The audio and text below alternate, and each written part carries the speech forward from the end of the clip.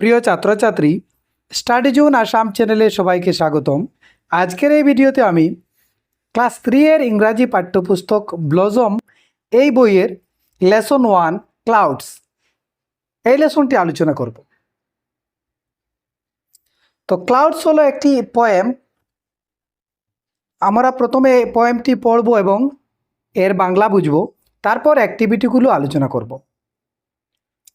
Clouds clouds মানে কি? মেঘ। মেঘ কোথায় থাকে? আকাশে। White sheep on a blue hill. When the wind stops, you all stand still. When the wind blows, you walk away slow. White ship, where do you go? এই পোয়েমটি লিখেছেন Christina রসিটি। তো এখন আমরা কবিতাটির বাংলা বোঝার চেষ্টা করব। White sheep on a blue hill. তো এখানে এই কবিতাতে হোয়াইট শিপ বলতে আকাশের নীলা রঙের মাঝে আমরা যে সাদা সাদা রঙের মেঘ দেখি, এগুলোকে মূলত কবি এখানে বলছেন হোয়াইট শিপ, মানে সাদা ভেড়া। শিপ মানে বেড়া ছাগল। এই যে এখানে দেখা যাচ্ছে এগুলো ছাগলের মতো, বেড়া ছাগলের মতো। অন এ ব্লু হিল বলতে নীল রঙের পাহাড়ে। তাহলে আকাশের রং কি? নীল। কবি এখানে বুঝিয়েছেন যে পাহাড়ের নীল রঙের পাহাড়ে, তার মানে আকাশকে বুঝিয়েছেন এখানে। When the wind stops, you all stand still. When মানে যখন, wind মানে বাতাস। যখন বাতাস থেমে যায় তখন কি করো? তোমরা সবাই দাঁড়িয়ে যাও। You all stand still. Stand মানে দাঁড়ানো। তো আমরা দেখেছি যখন বাতাস দেয় তখন আকাশের মেঘগুলো চলতে থাকে, কিন্তু যখন বাতাস থেমে যায় তখন কি হয়? মেঘগুলো এক জায়গাতেই থাকে, দাঁড়িয়ে থাকে। ওয়েন দ্য উইন্ড ব্লোজ, আর যখন উইন্ড মানে বাতাস প্রবাহিত হয়, বাতাস যখন চলাচল করে, ইউ ওয়াক অ্যাওয়ে স্লো, তখন তোমরা কি করো? ধীরে ধীরে হাঁটতে থাকো। White sheep where do you go. আবার কবি বলছেন সাদা বেড়া। তো সাদা বেড়া কি বলেছিলাম? সাদা বেড়া বলতে এখানে মেঘকে বোঝানো হয়েছে। White sheep where do you go. Where do you go মানে সাদা বেড়া, মেঘ তুমি কোথায় যাও, এই কথাটি কবি বলছেন এখানে। তো আমরা এখন কবিতাটির বাংলা বুঝলাম। এখন আমরা অ্যাক্টিভিটিগুলো আলোচনা করব। অ্যাক্টিভিটি 1-এ দিয়েছে let's practise saying this rhyming words from the poem. কবিতা থেকে পেয়েছি আমরা এই যে রাইমিং ওয়ার্ডগুলো, এখন আমরা পড়ব। Hill, HILL, hill. স্টিল। তো রাইমিং ওয়ার্ড হলো যেসব শব্দের শেষের ধ্বনি প্রায় সমান। যেমন এখানে হিল, স্টিল, শেষের ধ্বনি প্রায় সমান। Blow, slow, go. তারপর এখানে দিয়েছি now find words from the poem that rhyme with the following words. Clues for the rhyming words are given in the brackets. নিচের এই যে শব্দগুলো দিয়েছি, এই শব্দগুলোর রাইমিং ওয়ার্ড এখানে লিখতে হবে। সাথে ক্লু দিয়েছি রাইট। এই শব্দের রাইমিং ওয়ার্ড আমরা কোথায় পাবো? লাইন 1 মানে প্রথম লাইনে পাবো। এই যে কবিতা আমরা পড়লাম ক্লাউড, এই লাইনে, এই কবিতার প্রথম লাইনে আমরা এই শব্দটির রাইমিং ওয়ার্ড পাবো। এই যে রাইট পেয়েছি, রাইট শব্দর রাইট হোয়াইট, তাহলে এই শব্দটি আমরা এখানে নিয়ে লিখব এভাবে, হোয়াইট, WHITE, হোয়াইট। তারপর ক্লু, এই শব্দটির রাইমিং ওয়ার্ড আমরা দ্বিতীয় লাইনে পাবো। এই শব্দটির রাইমিং ওয়ার্ড কি হবে? ক্লু, ব্লু, তাহলে আমরা এখন লিখবো ব্লু। তারপর দিয়েছে ব্লো, এটির রাইমিং ওয়ার্ড আমরা 6 নম্বর লাইনে পাবো। ফল, এই শব্দটির রাইমিং ওয়ার্ড 4 নম্বর লাইনে পাবো।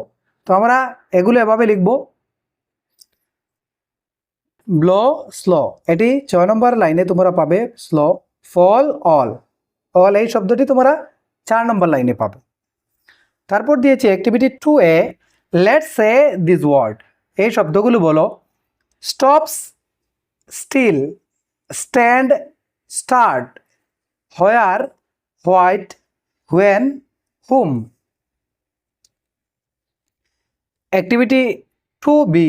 Let's make new words by adding a letter to the given word. এই যে শব্দ দিয়েছি, এই শব্দের সাথে আমরা একটি লেটার যদি এস যুক্ত করি তাহলে আমরা কি পাবো? একটি নতুন শব্দ পাবো। হির সাথে আমরা এস যুক্ত করলে এস এইচ ই, সি। তো এই শব্দের সাথে এস যুক্ত করলে কি হবে? হাওয়ার সাথে এইচ ও ডব্লিউ, হাওয়ের সাথে এস যুক্ত করলে কি হয়? এস এইচ ও ডাব্লিউ, শ। এটির সাথে এস যুক্ত করলে হবে এস টি এ আর, স্টার। এটির সাথে এস যুক্ত করলে হবে S P O T, spot. তারপর এভাবে আরও দিয়েছে, now make new words and write in the boxes.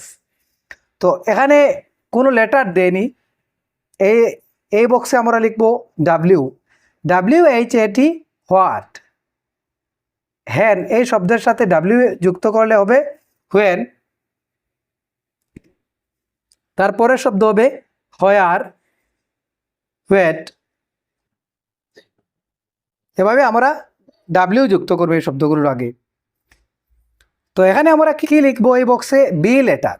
যদি আমরা বি লিখি তাহলে হবে BRUSH, brush, BRIDGE, bridge, BLOW, blow, BLUE, blue. Activity 3. Let's check how much we have understood. তো এখন দেখে নেওয়া যাক যে আমরা এই কবিতাটি বা এই পোয়েমটি পড়ে কতটুকু বুঝলাম। প্রমাণ 1. What is the colour of the ship in the poem? এই কবিতাতে শিপ, যে বেড়া, এই বেড়ার রং কী রং ছিল? প্রমাণ 2. What happens when the wind blows? বাতাস যখন প্রবাহিত হয় তখন কি হয় বা কি ঘটে? প্রমাণ 3. What happens when the wind stand still? এটি কিন্তু স্ট্যান্ড স্টিল হবে না, ওয়েন দ্য উইন্ড স্টপ হবে।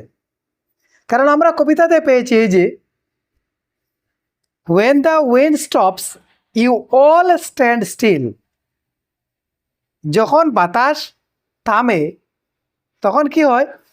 এই যে মেঘকে যে বেড়া বলা হয়েছে, এগুলো কি তোমরা সবাই দাঁড়িয়ে থাকো বা থেমে যাও। প্রমাণ 4. Where are the white ship? White ship কোথায়? তো আমরা এখন এই কোয়েশ্চনগুলোর আনসার লিখব। What is the colour of the ship in the poem? Answer, the colour of the ship in the poem is white. এই কবিতাতে যে শিপ, মেঘকে যে বেড়া বলা হয়েছিল, সেই বেড়ার রং হলো হোয়াইট, সাদা আমরা পেয়েছি। White ship, white ship. প্রমাণ 2. What happens when the wind blows? Answer, when the wind blows the white ship walks slow. প্রমাণ 3. What happens when the wind stand স্টিলসের জায়গায় হবে ওয়েন দ্য উইন্ড স্টপস হবে, আমার মনে হয়। Answer, when the wind stops the white sheep stand still. প্রমাণ 4. Where are the white ship? Answer, the white ship are on a blue hill. তো এভাবে দেখে দেখে তোমরা এই কোয়েশ্চনগুলোর আনসার লিখবে। তারপর activity 4. Choose the correct word to complete the sentences. নিচের এই বাক্যগুলো কমপ্লিট করতে এখান থেকে সঠিক শব্দ এই খালি জায়গাগুলোতে বসাতে হবে। প্রমাণ 1. The white sheep stand still when the wind blows হবে না, স্টপ হবে, স্টপ। প্রমাণ 2. The colour of the hill is white হবে না, ব্লু। এখান থেকে ব্লু শব্দ এখানে তোমরা লিখবে। প্রমাণ 3.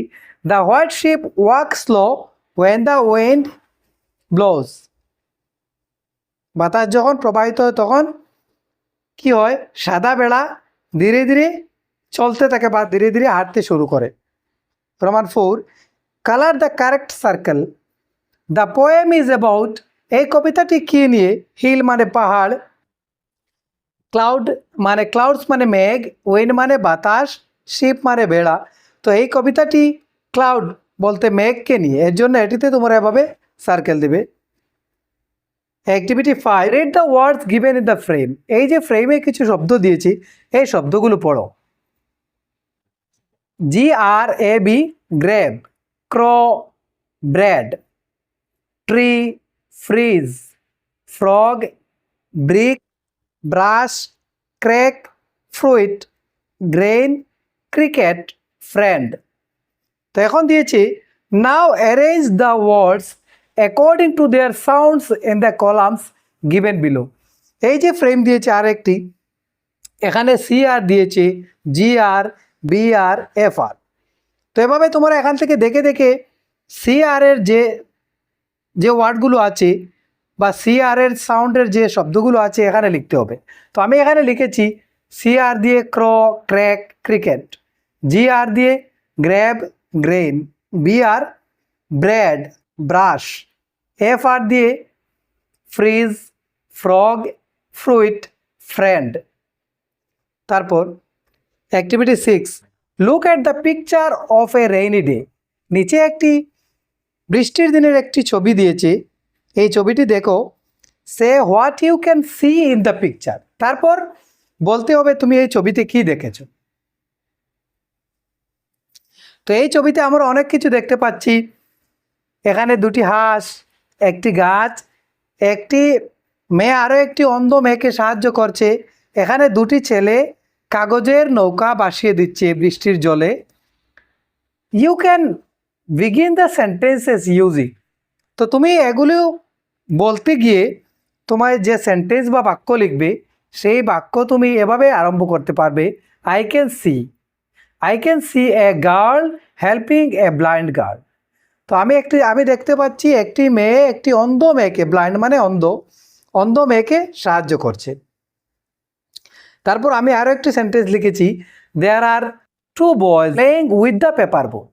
তো আমি এখানে আমরা দেখতে পাই দুটি ছেলে, বয় মানে ছেলে, তো দুটি ছেলে পেপার বোট মানে কাগজের নৌকা দিয়ে কি করছে, খেলা করছে। তারপর দিয়েছে activity 7, look at the pictures and write down what you see. এখন তুমি নিচের এই ছবিগুলো দেখে এখানে লিখো। তো এটি কি, এটি একটি বেড়া, বেড়াকে ইংরেজিতে শিপ বলে, SHEEP শিপ। ছাগল গোট, GOAT গোট। হাঁস মানে ডাক, DUCK ডাক, এভাবে লিখবে। তারপর activity 8, look at the pictures and read what is written below each of them. নিচের এই ছবিগুলো দেখো এবং তার নিচে কি লেখা আছে সেটা পড়ো। অ্যান আমব্রেলা, আমব্রেলা মানে কি, ছাতা। দিস ইজ অ্যান আমব্রেলা, ইহাও একটি ছাতা। অ্যান আমব্রেলা মানে একটি ছাতা। এখানে কয়েকটি আমব্রেলা মানে কয়েকটি ছাতা, এর জন্য দিয়েছে আমব্রেলাস, এস একটি যুক্ত করেছে। দিজ আর আমব্রেলাস, তাহলে কয়েকটি ছাতা বা কয়েকটি জিনিস হলে কিভাবে বলতে হয়, দিজ আর আমব্রেলাস। তারপর ক্লাউড, এ ক্লাউড মানে এখানে একটি মেঘের ছবি। দিস ইজ এ ক্লাউড, ইহা হয় একটি মেঘ। ক্লাউডস এখানে অনেকগুলো মেঘের ছবি, দিজ আর ক্লাউডস। তো আমরা এখান থেকে একটি এবং অনেকটি বোঝাতে কিভাবে লিখতে হয় সেটা বুঝলাম। তারপর activity 9, listen to and follow the instruction. এখন কি করতে হবে, মেয়েকে হ্যাপি ফেস, খুশি হওয়ার পর আমরা যেভাবে মুখ বানাই সেভাবে তোমার ফেস মানে মুখ এভাবে বানাতে হবে। মেয়েকে স্যাড ফেস এবং একটি দুঃখিত বা বিষণ্ণ মুখ ফেস করতে হবে। মেয়েকে শকড ফেস, এবং আমরা যখন অবাক লাগি তখন কিভাবে মুখ বানাই সেভাবে বানাতে হবে। মেয়েকে স্লিপি ফেস, আর আমরা যখন ঘুম পাই তখন কিভাবে মুখ করি। Make an angry face, angry মানে রাগ করার পর আমরা কিভাবে মুখ বানাই বা আমরা কিভাবে এক্সপ্রেশন দেই ফেস দিয়ে সেভাবে করতে হবে। তারপর activity 10, match each cloud with its shadows. তো এখানে প্রতিটি মেঘের তার ছায়ার সাথে ম্যাচ করতে হবে। এটি হলো এটির সাথে এভাবে ম্যাচ করবে, এই ক্লাউডের সাথে এই শ্যাডো এবং এই ক্লাউডের সাথে এই shadow. Let's read the sentences. এখন এই বাক্যগুলো পড়ো। তো এখানে আমরা কয়টি পাখি দেখতে পাই? 5টি। আই সি বার্ডস, আমি পাখি দেখছি বা কয়েকটি পাখি দেখছি। আই সি 5 বার্ডস, তো এখানে কয়টি? 5টি পাখি। আই সি 5 কালারফুল বার্ডস, আমি 5টা রঙিন পাখি দেখছি। I see 5 colourful birds in the sky, আমি 5টি রঙিন পাখি কোথায় দেখেছি? স্কাই মানে আকাশে। তারপর এখানে কয়েকটি ফুল দিয়েছে এবং বলেছে এভাবে সেন্টেন্স লিখতে। তো আমরা এভাবে লিখতে পারবো, আই সি ফ্লাওয়ার্স, আমি ফুল দেখতে পাচ্ছি। আই সি ফ্লাওয়ার্স, ফ্লাওয়ার্স মানে ফুল। আই সি 5 ফ্লাওয়ার্স, তাহলে এখানে কয়টি ফুল আছে? 5টি। তো তোমরা ফ্লাওয়ার্সের জায়গায় রোজও লিখতে পারো। আই সি 5 রেড ফ্লাওয়ার্স, তাহলে রেড মানে লাল, এখানে 5টি লাল রঙের ফুল দেখছি। I see 5 red flowers in the box, আমি 5টি লাল রঙের ফুল কোথায় দেখছি? এই বক্সের ভিতরে। তেভাবে তোমরা এই সেন্টেন্সগুলো লিখবে। তো প্রিয় ছাত্রছাত্রীরা, এই ছিল আজকের ভিডিওটি ভালো লাগলে একটি লাইক দিয়ে বন্ধুদের সাথে শেয়ার করবে এবং এরকম ভিডিওর নোটিফিকেশন পেতে আমার চ্যানেলটি সাবস্ক্রাইব করে পাশে থাকা বেল আইকনটি প্রেস করে নেবে। ধন্যবাদ।